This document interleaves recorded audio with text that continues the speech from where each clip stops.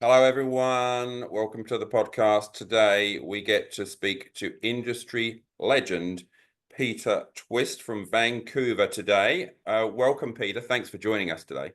John, thank you very much. I appreciate you inviting me on. So great to connect again. So, we're having a series of these conversations with people who have got so much to talk about, and I'm going to try and almost contain it for us today, so that because you have so much to offer. Uh, but really, we can start with how would you describe who you are and what you do today? Today, I'm a comeback survive to thrive specialist. Focus from the brain on out to the body, Yeah. and a mountaineer and nature adventure spirit. Yeah. I'll throw that out there right now. Yeah, that's a good one. So I've known you for a number of years. I first met you in Florida, and I was privileged to be in a room in Florida where you gave a keynote speech, in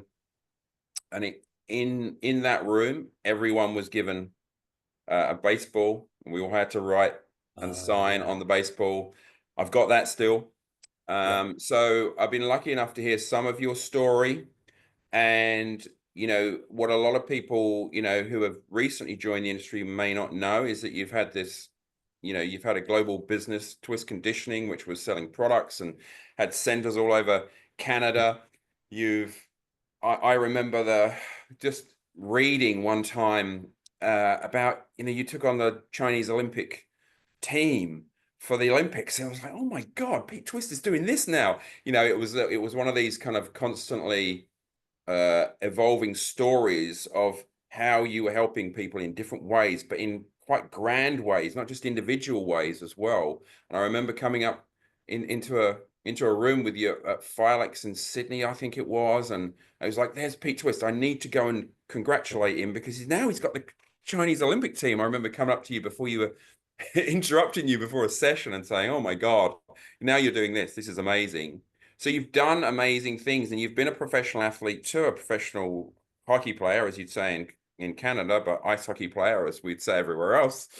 So you've done a lot of stuff, but how does it all start? Like you're a gifted athlete at high school. How does that start? How does that all of that start? Oh, well, thank you very much for touching base on some of those little tidbits in there. And I think you're hitting on right now. And I embrace social media and podcasts, and folks can find me on Instagram, Coach Peter Twist. I love to play in that space. But having said that, much of our growth and progression and success happens offline in real life still. There Hmm. still is a real world. And where humans need help is in the real world, where success and differentiated abilities and leadership and your true touch on people is recognized is with real people. And Mm. that's where you can look at the folks highest up in fitness, in sport, in health, in government. They're not looking for someone, who can take a great selfie and have a million followers. They're looking for smart, motivated, talented leaders who can come in, go to where the heat is, and change the game for people. Mm. So just remember, for those on this, embrace social media. I will see you there, but success happens offline in Mm. real life. And in my case, to answer your question, John, I started in all kinds of structured sports in Eastern Canada, came west to do my master's in sports science. And the west coast of Canada is ocean, beaches, mountains, so many mountains and rainforest, rugged playground. And I shifted into lifestyle wise skiing, snowshoeing, mountain biking, trail running, Mm. hiking up mountains, and then racing down on our feet, most exhilarating sport. And in that transition, kind of got oriented through my sports science into high performance. So I started out more aspirations to be a head coach. I was graduated as a sports scientist and had those two elements, and really I'm a person who some people can tap into with how do you start with nothing and get to the top? And Mm, how do you do that repeatedly in mm, all different pathways and different industries? Success doesn't happen by chance. And we mm, require so much learning and growth. I've learned a million times what I knew when I started. I've grown a million times. And we have to get in there and build the sweat equity, surround with the right people to do that. So my start was in sport. Um, I'll give people two things in answering your question. We need a make it happen attitude. Make it happen courage. Don't wait for a job posting. Contact someone you want to work with and pitch them getting involved. mm, You have to go initiate, create, make things happen that don't yet exist. And that requires seeing through a little bit different eye with a little bit different mind.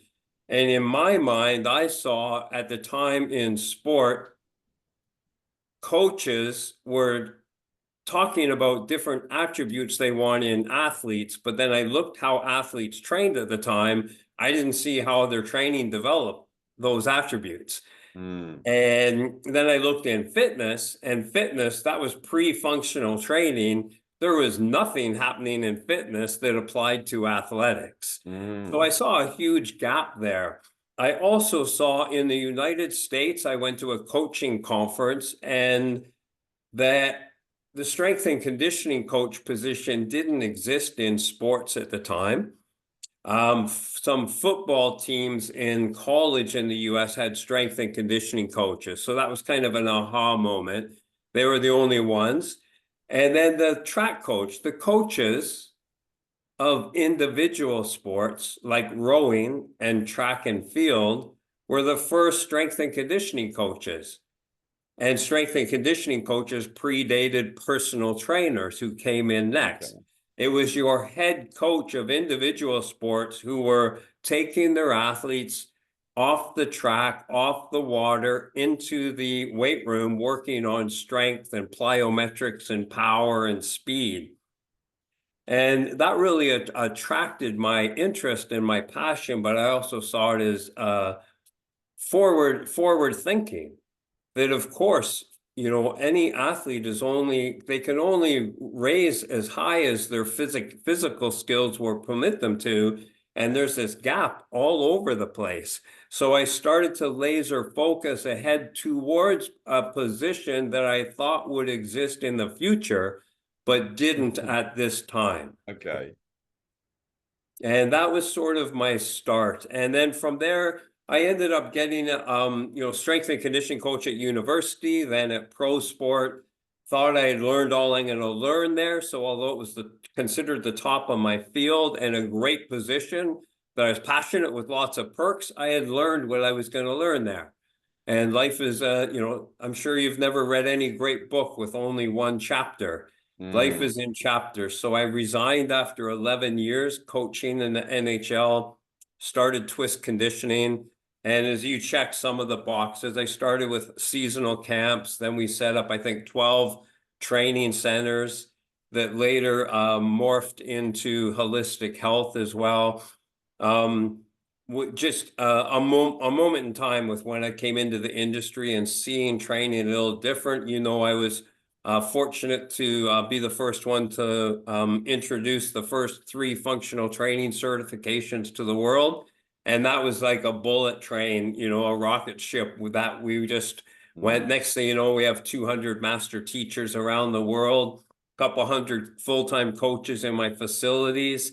And I added a product line because, of course, if you're training differently, the art of your craft needs certain tools, and the Yeah. tools weren't readily available. And we were developing more. So we started a product manufacturing and distribution business, ended up with 330 distributors around the world. And this is pre-social media, Yeah. pre-Amazon, when like you're physically going places, you're physically moving places. And then just things tended to go well. We had, I would say we had a very, to bring this to conclusion, we had a very, very positive, good energy, kind, uplifting, elevate everybody culture, you know? if anyone came into my office considering to do business and they chose not to, nobody at least didn't say, this is the most amazing atmosphere I've ever been in. And your team is amazing, and so they get that lift. We had that, and because we laser focused on training differently at that time than the world was doing, we were getting differentiated results. And kinesthetically, we say the language of movement is written in feel. People, once they did it, they understood this feels to my brain and body and my muscle tissue like a different experience, and they resonate with it. So we got great results. And as you get recognized globally, then things did come.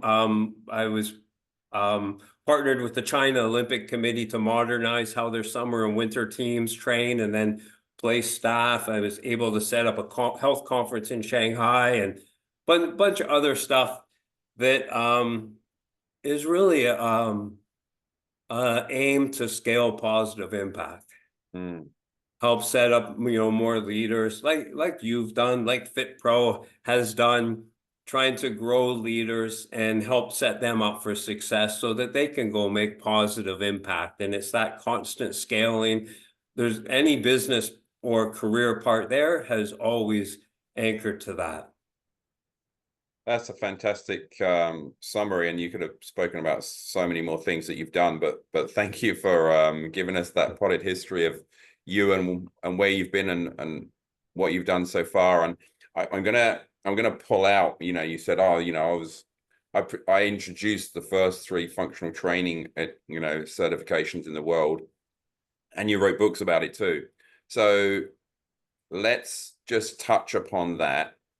Is the word, well, functional training, is that a term that we use anymore anyway? That will be the interesting thing. But whatever that thing is, which I know and I know, and I for me, like you say, it's actually a feeling. So with that being so different from what they were doing in gyms, traditional gyms, where it was push pull and lift, your stuff looked really different. So people that came to you understood it once they'd done it and felt it in their bodies. But from the outside, it would have looked really different. So did you sense that you were in this place in this other place, this alternative place, and no one else kind of wanted to go into that place because they were so kind of happy in their traditional world that looked too unusual and weird for them to get involved in? Well, yeah, and it'd probably be hard the younger someone is from me, it'd be hard today. And even for myself, it's hard to fathom, different movement oriented training styles are so whatever they're called today or whatever people want to call them, right? Functional training today is pretty much anyone that wants to use that nomenclature and label it on something. You and I might not agree that it is, but so it has a life of its own by the terminology. In our case, it was really, I looked at, well, this is our hardware, the brain's the software, the brain runs the machine. So I really studied why does the brain communicate with the body? Why, when, and how? And then what physical guidelines can maximize those 3 things? And we've looked at research. Here's how people train in health clubs. Here's how we're training with twist methods. We're gaining over 1,000% more muscle activation. We're gaining over 1,000% more brain activity, brain computations. We keep people in a cognitive state. And so the visual aspect of that at the time, and it does very nuanced, but it does look differently. So your question is correct, because way back at that time, people would ask, like, why should athletes train? Why should I train any different? We took functional training, then called it sport performance or sport conditioning. And people didn't even understand that. They didn't understand the difference. So really, you're kind of positioning and marketing something that nobody knows what it is. And I will tell you that when I took on the education and product part of functional training and sport performance, when we were running our camps and stuff, we really had to educate one person at a time. Mm-hmm. Every athlete, every agent, every team general manager, every parent of a young athlete, we had to educate them on what the differences are. And once they were in and saw it and felt it, it was easy, but it Yeah. was not easy. Like we won the world one person at a time with conviction and certainty. From a business standpoint, I remember, okay, I'm ready to, I got so much to learn. I didn't even know what I didn't know at the time in business. But I know I'm starting from scratch, but I'm going to set up a product and an education business. And then I'm going to learn I'm going to get my MBA in real time right now, bit by bit. But so I gathered the best, the highest level people at that young age that I could. I was in the NHL, professional ice hockey, so I could access some high level people. 5 business people, successful business people, and 5 people that are high up in sport and fitness and health. And so I presented my game plan, my business plan to all 10. Functional training. This is what it is. It's kind of train movement, not muscle. And as our philosophy. And of course, we're growing muscle, getting stronger and bigger and powerful, but it's movement skill. It's skill acquisition. We want the world's best movers. And I'm going to have this education for something that no one knows what it is and no one's interested in right now. And these products that we're going to manufacture, the tools that no one's seen and nobody wants yet. But this is it. And you know what, John, all 10 people recommended don't do it. They Wow. said what I just said. No one knows what this is. There's not a market for it. You're going to fall flat on your face. Now, if I had 5 yes, go ahead, and 5 no, I might be uncertain. You know, if I had 8 out of 10 say yes, it's like, great. When all 10 said no, this is not a good business, I had such an explosion of conviction and excitement. And that, like, I see this with such clarity, and they don't get it even after I pitched it. That means I have a massive head start. Like, I see it and they still don't. I better get better at my pitch and my explanation of this, because I didn't convince anyone. They didn't say like, oh, hey, I don't believe in functional training. It's just there's no business, there's no market here, there's nobody to sell to. But with 10 no's, don't do this. This is a bad idea. That was my conviction. I'm on to something good. I'm just a few steps ahead. And I'm going to blaze that trail, help people catch up. And that's the path that we went on. Yeah. That's amazing. I've never heard that story before. How everyone saying no can be a catalyst for your own massive yes. Yeah, and I was, you know, I was really fortunate in that it was pre-social media, so that made it a lot harder. You're in Australia. I would have to get on a plane and come to Australia and meet with you. I would have to come to Australia and present and get that by merit, get on stage, not just sign up for a free Instagram account or a free TikTok account. Anyone can do. You have, based on merit, you have to be invited to get on stage. So you have to have success first to have a platform, but then you need to fly in and do that, you know, one country, one city at a time. So a lot more difficult, but advantageous in that something new on social media in the culture today, everyone's just going to take. They're going to glean, they're going to steal, they won't reference. And so it's much more difficult. It's easier to get things going on social media, but to have proprietary protection and, you know, some type of branding and ownership, a little bit difficult. So that just means in my time starting out, there was a window with some advantages and disadvantages, and I optimized, you know, a path through there. Today, it's no different on social media. There's some advantages and disadvantages. And it's up to all of us, including me in this chapter, how do I optimize a path in 2025 based on all those conditions? It's not better or worse, it's just different. And then so the how-to must change as you go. You touch on something really important there, and it's worth us just taking a moment to just unpack what you were talking about with social media there. In that earlier on, you said, you know, the real work is done in the real world. Yes. And then the social media world is like what we're trying to do is communicate the reality of the hard work that goes in outside of the digital world. Yes. When you go onto social media, you have the choice of everyone, right? Everyone. And That's right. so now the game on social media is, who are the real ones, right? Do you have a way of telling the real ones? I feel that I can tell, like it's almost intuition, that they're the real deal and those 10 are not, right? But we've also got AI involved now as well, so we don't even know if this is an image of a real person, right? So what's your, I mean, when you look at things on there, which I'm sure you don't spend too much time doing, but when you look at that and you go, okay, then what, this world is something that we also have to occupy. So what are we trying to do, and how do we recognize what's not even real? How can other people recognize what's not even real? It's just a person having a crack at getting followers.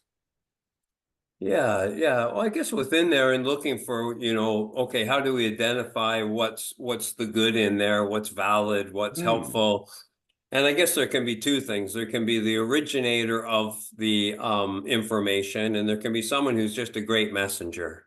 Hmm. And, I can tell when I can tell, that doesn't mean someone, a couple of decades younger or newer in that industry, they're just going to take it as like verbatim. But I can tell when someone's presenting something as new, but it's like, I think you just took that verbatim by a peer I know who published that 30 years ago, you know?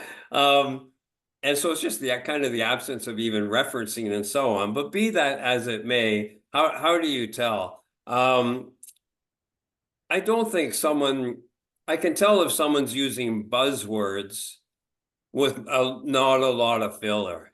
I can tell if they've got words on their post and they're pointing to them without speaking. They don't have a lot to say. Um, and I can just tell if someone's using small buzzwords that are key, but they can't fill in any expert content in between. But really, if someone's articulate and knowledgeable, like someone could go on and they could take all my Twist certification courses and learn that from me and graduate. And then they can go on social media. And if they study well and put it into practice, they could be a better messenger than I am. And they can go on and educate and inspire people and get 5 million followers. And I'd be applauding them. They're doing a great job. But they've learned, they have substance, they have knowledge, and they've put it into practice, not just on their phone, but in life. And now they're going out and doing that. And if I'm not certain on someone, I just look up. I Google and that person's name and where they're from. Have they done anything offline? Have they had any success, or are they just sort of popping onto their phone and that's it? Right? Mm. Have they published anything? Do Mm. they have any books? Mm. Have they coached anywhere? Have they held any positions? Like, what have they done? Right? And so you can do some super quick due diligence if you want Yeah. to, but really, if you like someone's information, they're a great messenger. I would go by this. If someone makes you feel good, you're getting inspired, you're getting ideas, and they have enough knowledge compared to where you are that you're learning things, then that's probably a great person to stick with. Mm-hmm. And so there's what is it if someone someone might be a marathon runner, have run 500 marathons and won an Olympic gold medal, but someone else might have only run a 10K. That doesn't mean that person who's run a handful of 10Ks doesn't have something to teach, because there's someone who hasn't started running. And they might find it more relatable to run to the person who's just had a handful of 10Ks. So true. Right. And so, people listening also, on the other hand, don't be afraid to share your message from where you are, because where everyone is in their journey, there's someone trying to get to where you are. Yeah. Yeah. And, so there's always folks that you can help with, just you use what you have with how things are, right now, and try and lift people up to your place while you're looking ahead and learning from those that are a little bit higher or deeper knowledge, and continue your own learning journey at the same time. Love it, mate. I love it. And there was just a little moment where you went, okay, then people could take all my certifications and then become this messenger, and you would be applauding. And for me, I'm very Absolutely. much the same as you. If someone's put the effort in and gone out there, I have a few brand ambassadors for my brand, right? They're vastly different to me. How they Yeah. communicate the message is a different angle on the over, but we've all got this kind of set of values and philosophy in the middle that we all agree on. But those as messengers, it's so much better and more authentic and valuable as a result of having lots of different types of people in different types of positions and fields delivering a message that's true to the values but seems different. Like for me, again, I applaud that, because it's that whole creating other leaders thing. You're far more impactful on the world by creating other leaders than by focusing on just trying to get everyone to follow you. Do you know what I mean? Yeah, 100%. Build Yeah, leaders. Absolutely. Yeah. Well that's said. great. So, like today, what type of people are working with Peter Twist? Not just your company, but with you. Like you, I'm assuming it's top athletes. That's what I'm going to Yes. make an assumption of. Who is working with you? What types of people? Oh, well, yeah. And I would say, in a quick answer, one, I still have students and clients that are functional training for active living, sport performance, athletes, and then I have people from health, that are going through cancer and strokes and other setbacks that aren't health related, that need to come back, get back up on their feet. We Mm, always say, we don't want them to set a goal to survive, even when their backs are against the wall, and that's the first step, but it is just the first step. We mm, will survive, then we'll heal, rebuild, and if you do survive and you get building, you just don't stop. You can get, you just don't go back to where you were before. You surpass mm, that. I believe in every difficulty, there's the opportunity. And for humans, that's the opportunity to reach your highest self, to stand your tallest, become your best. That's a general philosophy. The folks that I'm working with directly, one, kind of 50% my students, who mm. are now, of course, they have athletes and adult functional training clients and stuff, but they're working with a lot of stroke and Parkinson's and different neurological Okay. disorders, because I've really developed a holistic training methods and a holistic program for healing and retraining and rewiring and rebooting the brain. Myself, one example of a client that I work with direct, I have a pro soccer player from Italy who had two brain surgeries. And, there's someone young man who's lost his pro career, lost his personal identity, and is now, the brain surgeries. I can speak to this on here because I'm not mentioning who it is. There's always confidentiality. You won't see me with this person on social media. I keep all that. I keep confidentiality, and we Mhm. quietly go about our work. But to share it on here with your audience, wasn't expected to survive the surgeries. And then, of course, you have brain trauma and brain surgery. You know, you have to relearn how to think and how to hold your knife and fork and how to walk and what's expected. We've just had a knack with our focus on the brain to get more function out of people than the medical authorities think possible. So we're in our most meaningful chapter. It's like it's filling for my heart. The people I'm working with are so easy to get behind, you know, give them extra love and support. And this this athlete, I'll share. I want to get this for you. Just pull off my top here. 3 of the things we're doing, you've got to have. So this is a pro soccer player, lost his function, lost his brain health, relearning all that. One motion is life, right? He was supposed to stay sedentary. I got him in motion. Movement is life. We get oxygenated blood. We have movement. We have hope. If we're also sedentary and lose a lot, there's a big suicide risk. You know, you want to, number one, keep people in the game. What do we do? And we also need hope. We need belief. This is the Biology of Belief book by Bruce Lipton.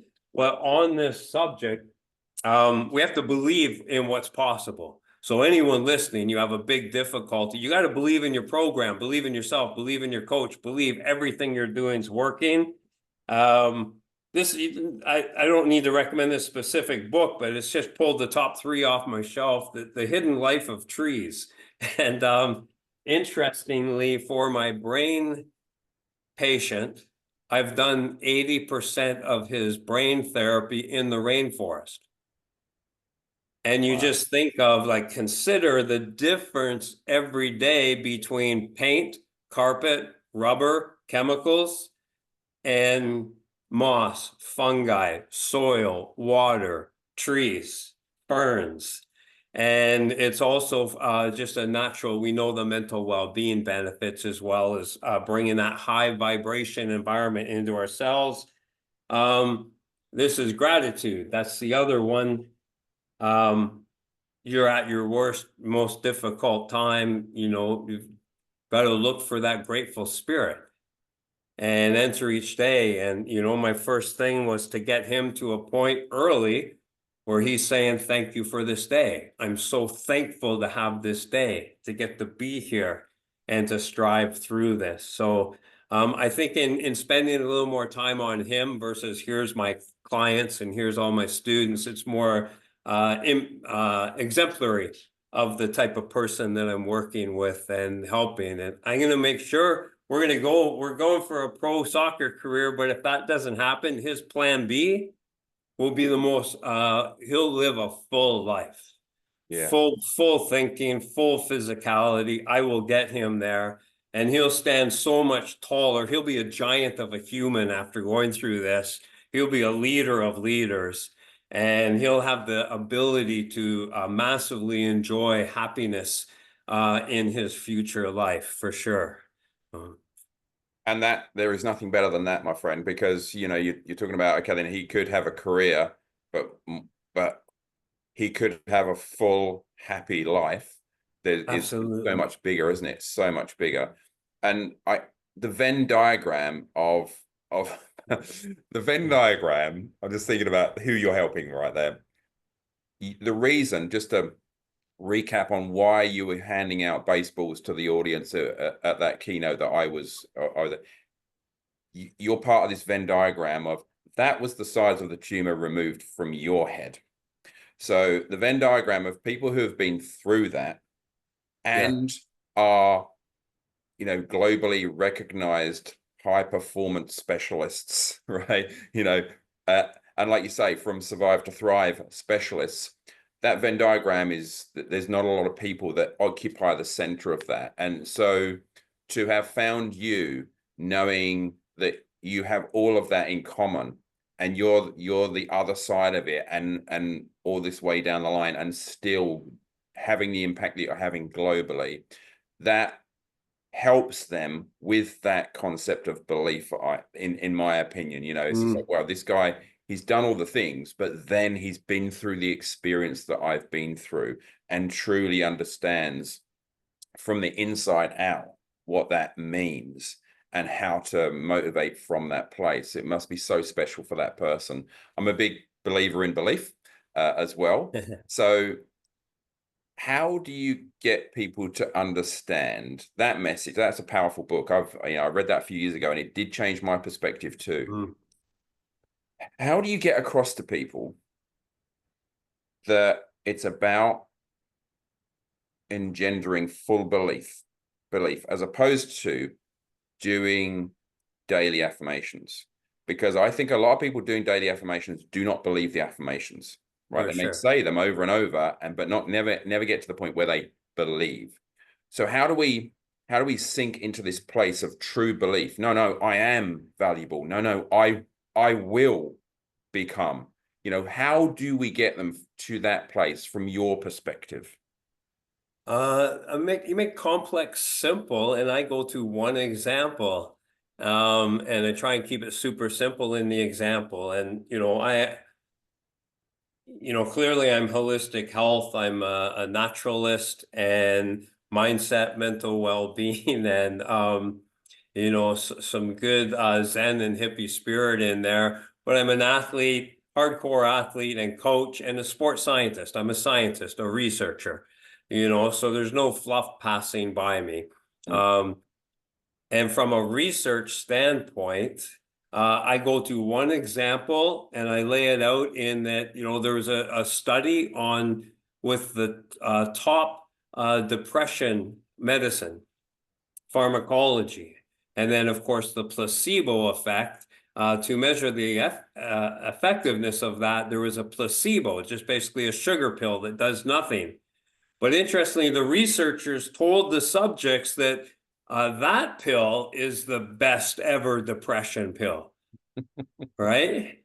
And so they're taking it, believing that they're getting the best ever innovation in a depression pill.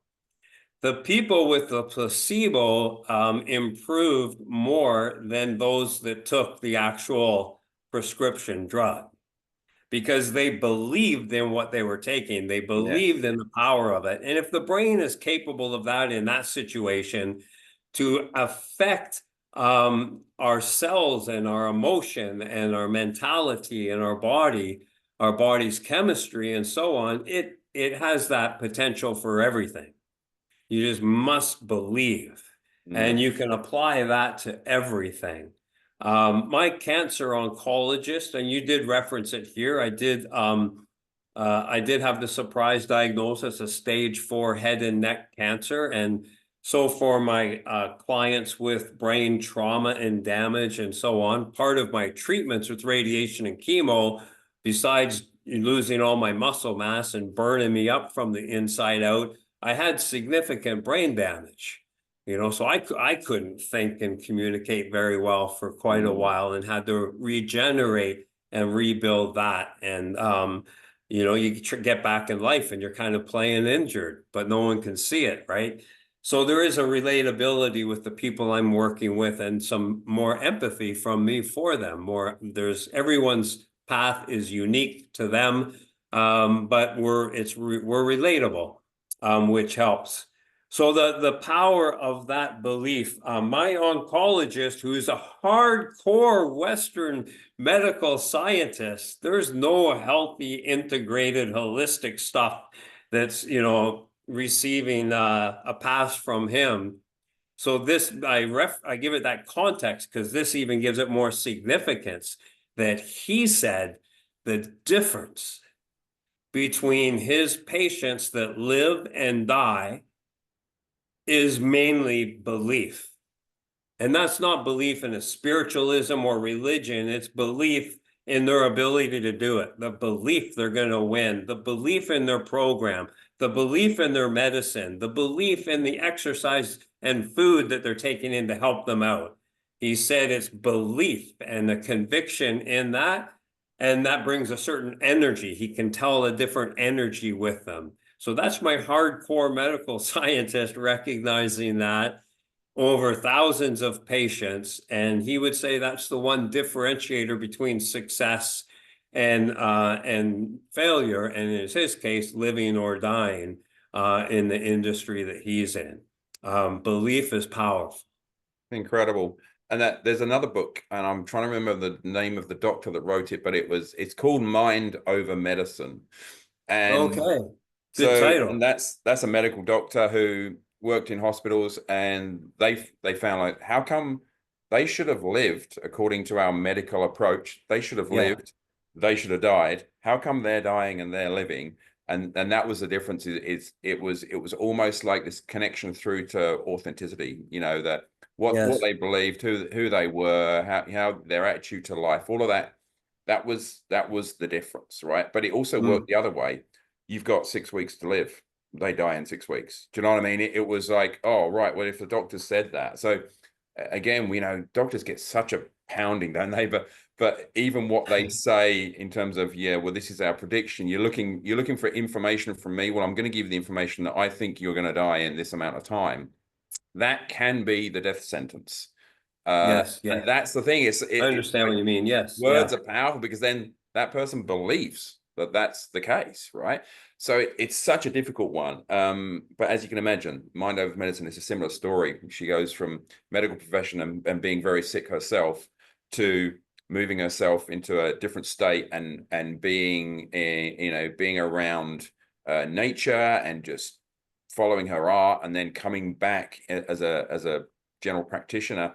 And her forms now are, are you happy in your living environment? Are you happy in your job? And it's all Okay. of that. And then they come to a diagnosis together with the patient, and then they come to a treatment plan together with the patient. And it's Yeah. never Yeah. Yeah. have these drugs. It's I obviously need to retrain for a different job, or I'm in a toxic relationship, or I Right. have a Right. friend who I need to jettison, or I have these kinds of people that I need to bring into my life, or it's that kind of a thing, because it's the environment in which we are. And again, that is about belief.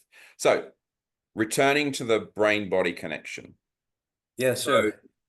again, you're really speaking my language here. You've spent your life helping people physically condition.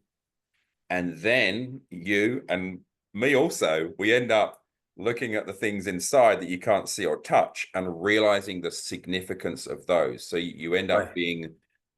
using the physical body as a vehicle to connect brain emotions and body emotions and brain. Do you have a hierarchy in your head, or are they all equally important?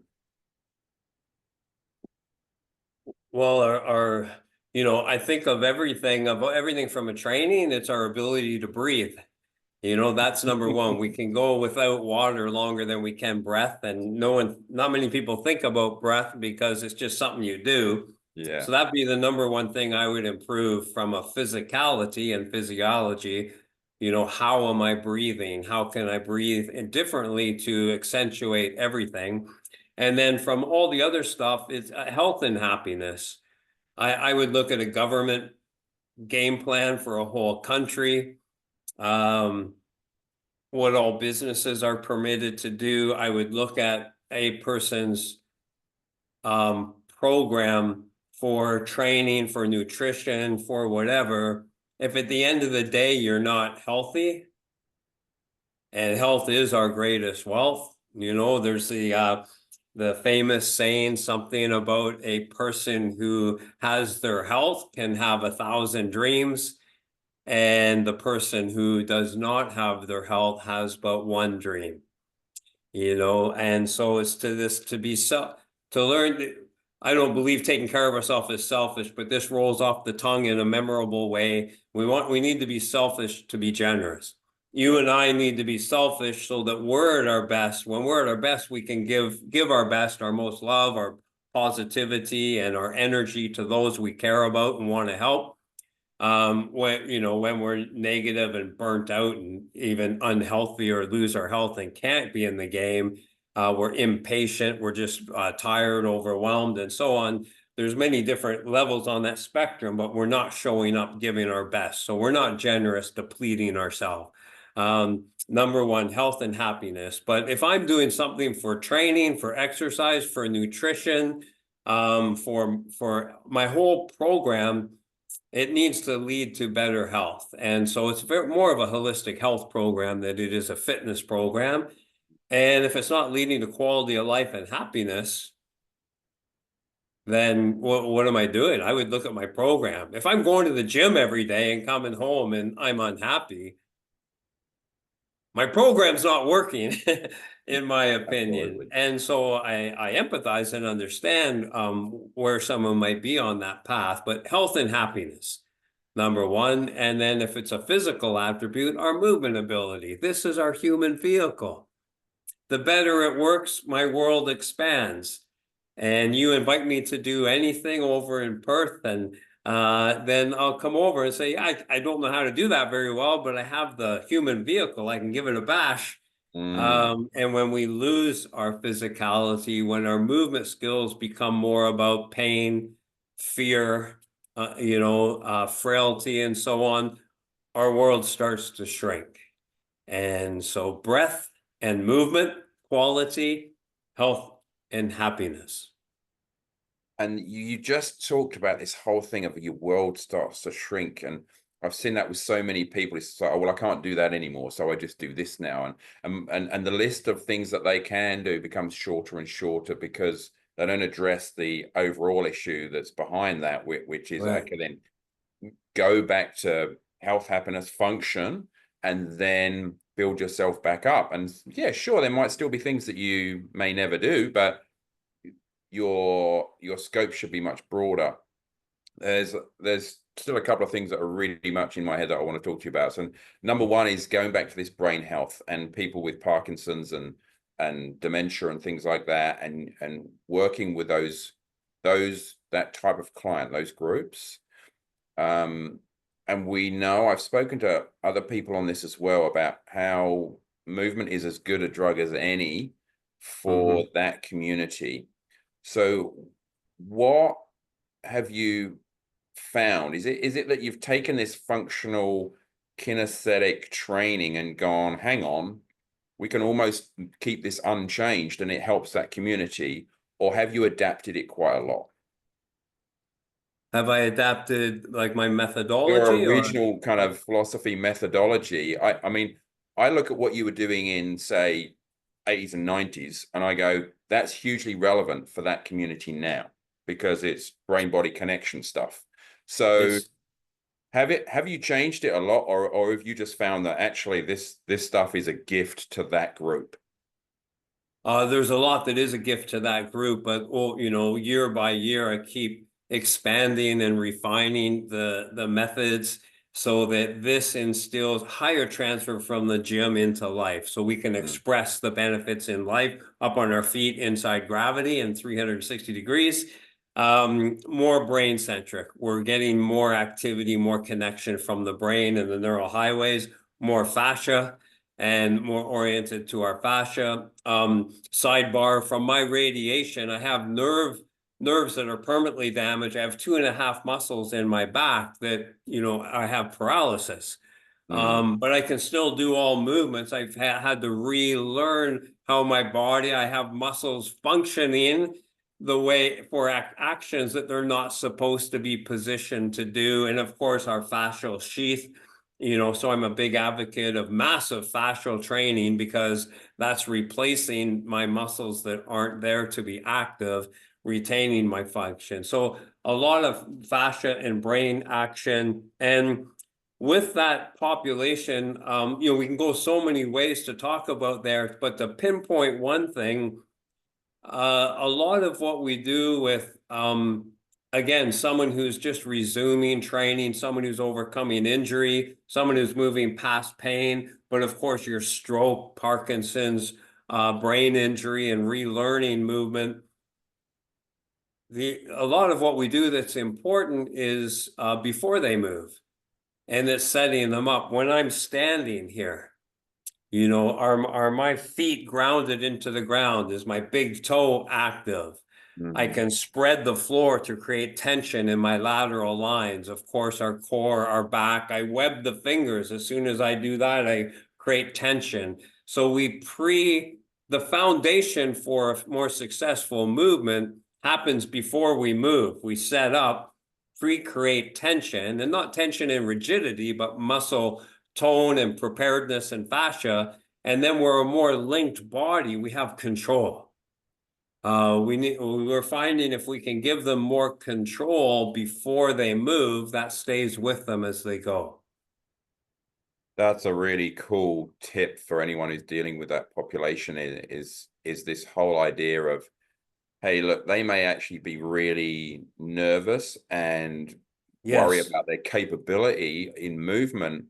You can improve that without moving them. Like effectively, you are moving their body within, and their body without is not necessarily moving. I love your wording. That's so right on, John. Moving their body within. We are shifting and changing their strategies from within. Just here posturally up on their feet. And I think people listening, 90% of people don't move really well.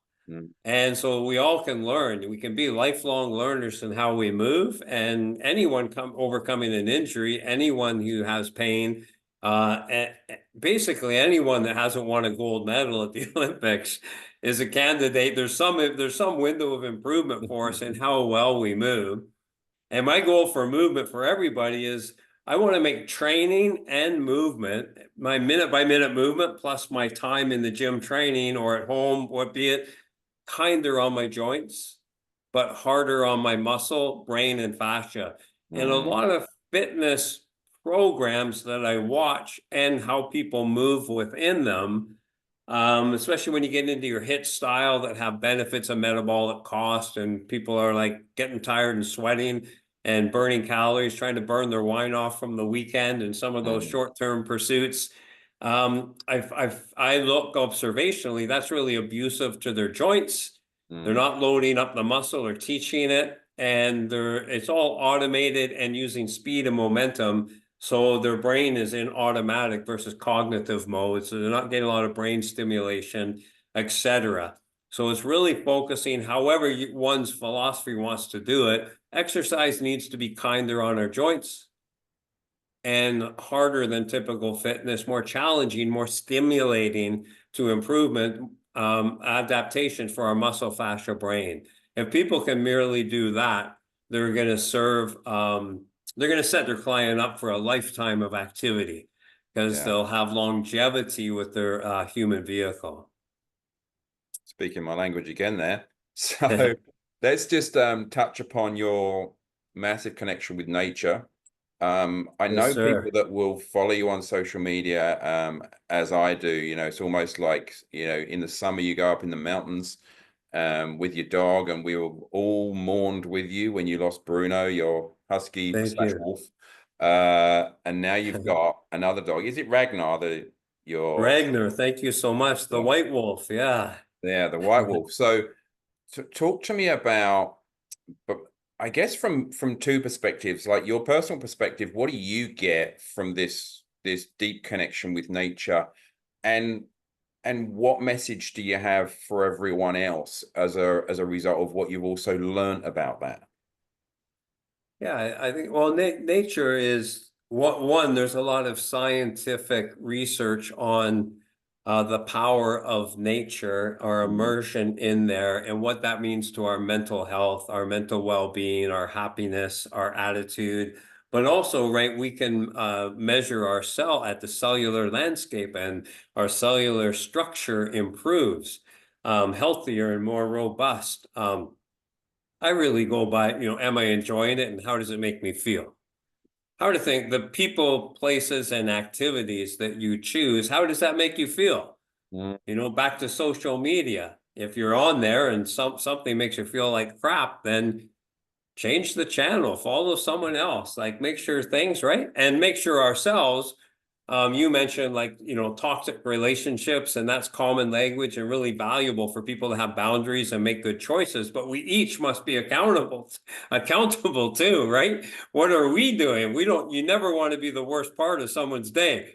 And my goal is to leave each person in each moment better than when I showed up, to it. to that person in that moment. So nature, I recognize when I go in nature, I feel different. When I come out, I feel better. I certainly like the rugged, undulated terrain. A lot of pain comes from poor mechanics and movement, but we're on sidewalks, we're on pavement, we're on flat surfaces, repetitive mechanics in a linear motion. I can go into the mountains for 2 hours and not land my foot the exact same way once. My stride is not and my loading is different every time.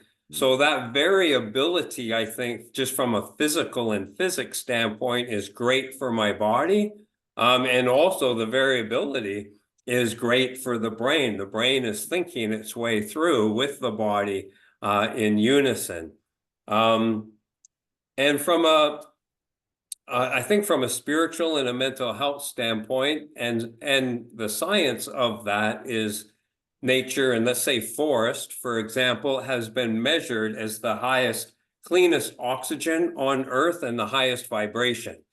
And, high vibration, low vibration isn't just some, fluffy term that we look to. It's measurable. We can measure that in music as well. There is a healing effect. If I may, I'm going to recommend, like, anytime if someone's going through something difficult, and I think that's the commonality that binds us all. Each of us in our own life, we've been through difficulties. Everybody probably has some difficulty they're dealing with right now.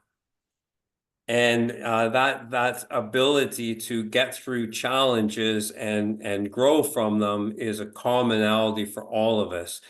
We may tend to avoid movement. We may tend to want to be around people to distract ourselves from that. And one thing that really works when you're ready for it is to go out in nature where it's safe for you to do so solo. So you're not distracted. You need to be with your feelings. You need to be with your thoughts and your self-talk. And the solo time in nature, moving, rebooting our body and our spirit is so valuable for setting our compass forward. And it's a way to catch our breath, to gain some healing, and fine tune our vision for how we want to move forward.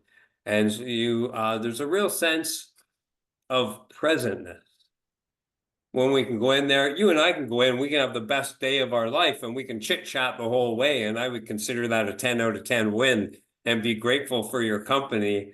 But alongside that, it's also valuable for each of us to have time where we go solo. And we can just be extra present with ourselves, but within nature. And it's learning that skill of presentness and understanding that presentness brings gratefulness, and gratefulness brings happiness. There's the 1, 2, 3 step. Be present, be where you are fully. You'll be in awe of so much to be grateful for. Yeah. And once you're grateful, that's an easy leap to connect to happiness. So what would if we were to say, okay, then we want to wrap up a conversation with not so much a soundbite as a message feed from you, would be, what is your message to all the coaches out there that are helping people? Like, we all connect with our clients through the physical body of the physical relationship, yeah. But there's so much more going on. Do you have kind of a message that you would convey to that training population, the coaching population that are dealing with people on a daily basis, that you feel would be really helpful for them and them in their work?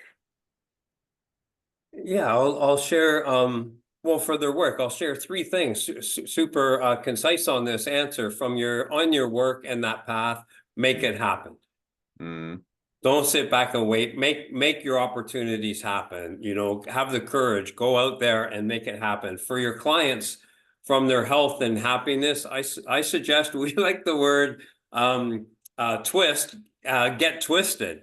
And get twisted in this case, because it's kind of a fun saying, and it used to refer to kind of going out and getting partying and stuff. But get twisted is to turn around. You can pretty much look at what mainstream masses do, and if you just turn around their attitude, how they live, what they consume, etc., if you just turn around and go in the exact opposite direction, you're on a better path. There's not a lot of excellence happening in the average mainstream ways of anything. So get twisted, twist around. You got to get on a different path. Your clients need to be on a different path. Get out of the sickness economy. Get outside the sickness economy and live in health. And that happens outside mainstream. And for them and their clients in doing well together, I would encourage the coaches, the trainers, the therapists, the health practitioners, the people on this podcast to predefine your day. And I'll leave you with this. And it is, I don't want to be reactive to my day, and I don't want to be like be bounced around with my day. I'm going to define my day before it happens. So I do this by choosing 3 power words. My go-tos consistently are positive, present, and passionate. I'm going to show up the next 24 hours. Anywhere I go with anyone, I'm going to exude positivity. I'm going to be fully present, and I'm going to be passionate. And so I already know those emotions before my days start. My emotions aren't reflective of what happens in my day. It's what I decide they're going to be before I start. And my day becomes that.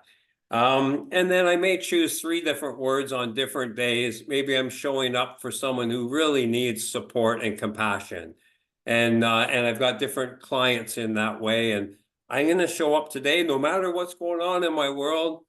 I'm going to show up kind, peaceful, and compassionate. And I bring that to everybody, to the person I'm buying a coffee from for 90 seconds. I'm going to be extra kind. I'm going to show up peaceful. I'm going to have compassion, or I'm going to be positive, present, passionate. The world really reciprocates. People see the openness and vulnerability and authenticity. And coaches and fitness and health leaders with your client, that's going to shape the day for them, your relationship, and most powerfully for you. I was listening to all that thinking, and how great would you feel going through with that vision for your day? That is your day, your small world. The world's crazy right now. The Mm. world's crazy. It's volatile. It's a little scary. It's kind of sad. It's unpredictable. It's volatile. But each of our own worlds are so small. My true circle in real life is so small. Mm. And so my small world can change favorably today if I pivot into it in those ways today. And so we can aspire to, and we can get behind causes that we believe in to help folks out, and we can have a voice out in the world for long-term change that we believe in. And it's a slow process to turn that ship. And it may not go in the direction we want, but in our own little world, and for our clients can pivot their attitude, their energy, their exercise, their food. Like, it's all at our fingertips, right? Predefine your day. Already know what your attitude and your energy and your emotion is going to be, and your presence for people before you begin the day. See it right through, and your path will be empowering for others and yourself. Certainly a lot of joy and happiness and fulfillment in there in that way too. I can't think of a better message to end on than joy, happiness, health, passion. How beautiful. Thank you so much for sharing your heart and mind with us today, Pete. You're very welcome. Thank you for inviting me on. All the best to you and to FitPro, our audience today. I wish everyone the very best. Thanks so much.